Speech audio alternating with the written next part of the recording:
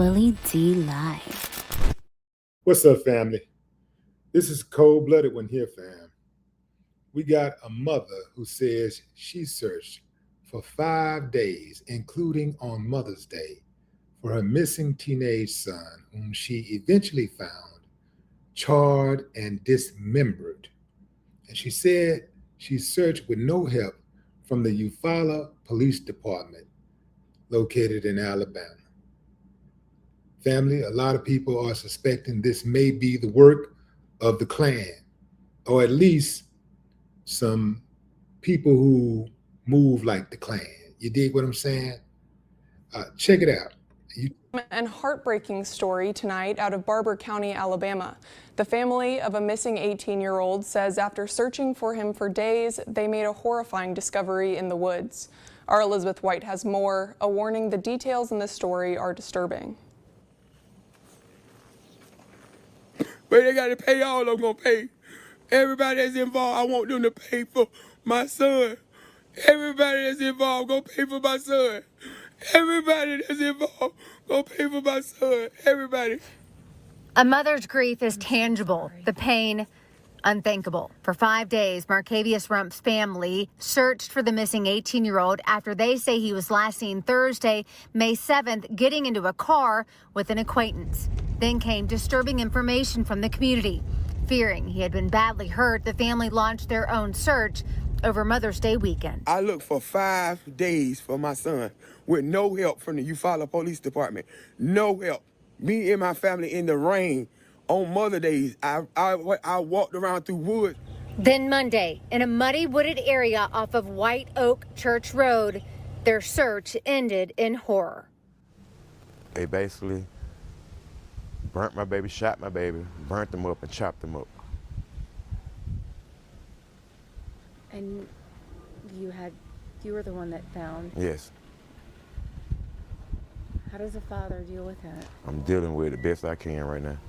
Tuesday, investigators were back in the woods searching for evidence as the hunt for a killer or killers continues.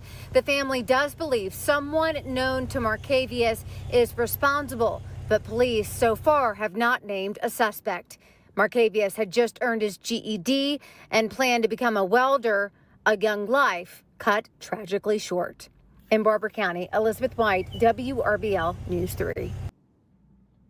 Family, I've said this before.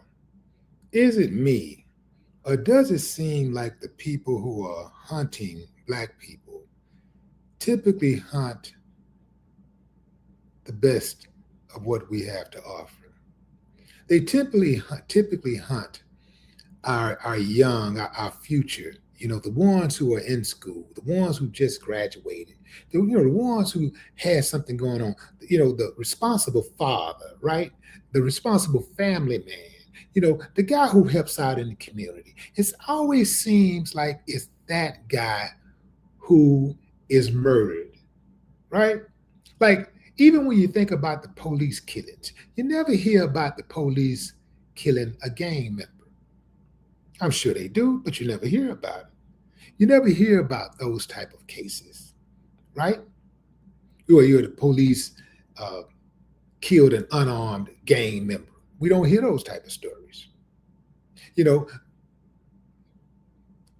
Officer said he feared for his life when Mark reached into his pocket and he's unloaded on him. He killed him. Like Mark was a gang member with the 69 Crips and da-da-da-da. You know what I mean? You don't hear this type of stuff, right? Anyway, fam, there are people who suspect that this is the actions of the Klan, or at least some racist people in that county.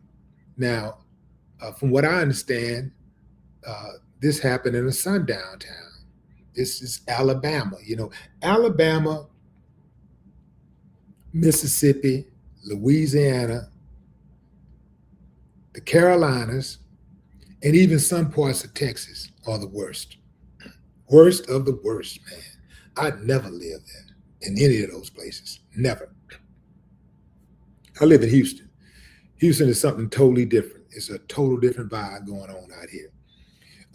We're in the South, but it's a different type of thing going on out here, right? I personally don't believe this is the work of the Klan. The Klan typically, they're gonna lynch. They like lynchings. That's what they do. They like to lynch. So I don't think it's the work of the Klan. Racist whites, it could be, but this sounds like the actions of somebody who knew him personally, a friend. They say he got in the car, last seen on May 7th, getting into the car with a friend. That's the last time he was seen. Why isn't the police department revealing the name of the friend? Why aren't they giving us any kind of details at all? They should know by now who that friend was that he got into the car with. They're not saying anything about it. Now, I'm not absolving the police from anything, because the police in every single county, they got problems. All of them. They all got problems. And a lot of them operate in secrecy. It's quite possible that the police have all the answers to the mother's questions. It's quite possible that they know exactly who did it. It's quite possible that somebody in law enforcement did it. It's quite possible, but I don't think so. I think this is a case, and keep in mind, fam, dismemberment is a different level. Dismemberment is personal, and it's very personal. I think it's somebody, this could be a situation where he had some type of lover's quarrel going on. Maybe some dude who, wanted to be with his girl or whatever, wanted her, and he used one of his buddies, or maybe he used himself to somehow figure out a way to trick Buddy into getting into that car. When he got into that car, his fate was sealed, I do believe. Maybe a girl set him up. Maybe the girl set him up with a cousin or another friend or whatever. Get in the car, he gonna get in the car. We'll bring him over here. We got him. This happens a lot. This is why you gotta be very careful about who you hop in that car with. Many times they could damn near do a series called Don't Get in the Car. Because when people get into that car, it's over. Once they get into that car, shut those doors, your fate is sealed. Your fate is sealed. Remember, fam, this is one of the things you see happening in mob movies, right? When you watch these mob movies, and you be saying to yourself, oh man, he get in that car, it's over. Every now and then, the mob member might spare that person. They give them a good talking to or whatever. But at any moment, they know they can be killed. They in the car and they looking back like the whole time, or they're looking around trying to look at everybody because they don't know where that shot gonna come from. So you got to be very careful who you hop into the car with.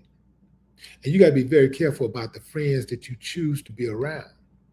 You got to be so good at picking your friends that your friends have to be good at picking friends. This is what I used to tell my kids all the time, and I still do tell them from time to time.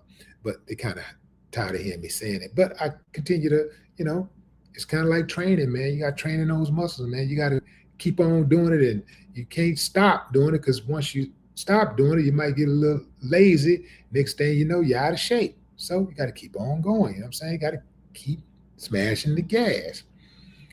I think this is a personal situation. I think this is somebody he knows. This is somebody who did not want the body to be identified. The Klan don't care if you identify the body. They want you to identify the body. The racists are so overconfident with that, for them to have the audacity to kill you in the first place, let you know, they don't care. Because, and especially in these small towns, when they kill, they go under the radar, because there's little to no oversight. This is why you got to be extra careful. I would never live in a small town unless I owned the town. I'd have to own the town, or my friends. I got to know everybody in the town. My friends got to own the town. You know, somebody in my family got to own that town. I'm not moving into a small town where the sheriff is also the school superintendent, where the person that is over the permits department is also over the survey department. You know what I'm saying? You know, where you have the judge. The judge is also the HOA president. Hell no. I'm not moving into a city like that. I'm not moving into a town like that, because there's not enough oversight, not enough checks and balances. If somebody go wrong, if somebody do something wrong, who gonna check them? Who gonna check a kid whose daddy is the sheriff, his mama is the judge, his granddaddy is another judge, his older brother is one of the deputies. Who gonna check him? Who gonna check him if his granddaddy is the DA, or his cousin, his first cousin is? Who gonna check him? Nobody. Yeah, you got to have checks and balances. You see what's going on right now with the government. You got to have checks and balances, and they so-called have checks and balances. But you know, the government been bought and sold, and you know, that's a whole different story. So, but anyway, I do not believe that this guy was killed by the Klan or any other group of racists. I think it was somebody he knew, somebody who had an extreme beef with him, somebody who hated his guts. And that's where they need to start. They need to start questioning the people around him. Who did he hang out with? Who did he know? And questioning the people who know the people who hung out with him, whether it be their family members, their other friends, extended friends, mutual friends, whatever. Start there. And if they really wanted to solve the case, they could solve it, because chopping up a body and burning, I'm sure there's some DNA around there somewhere. I'm sure they could scrape up some DNA from somewhere. But what say you, fam? Drop a comment. I'd love to hear your thoughts. No more talk.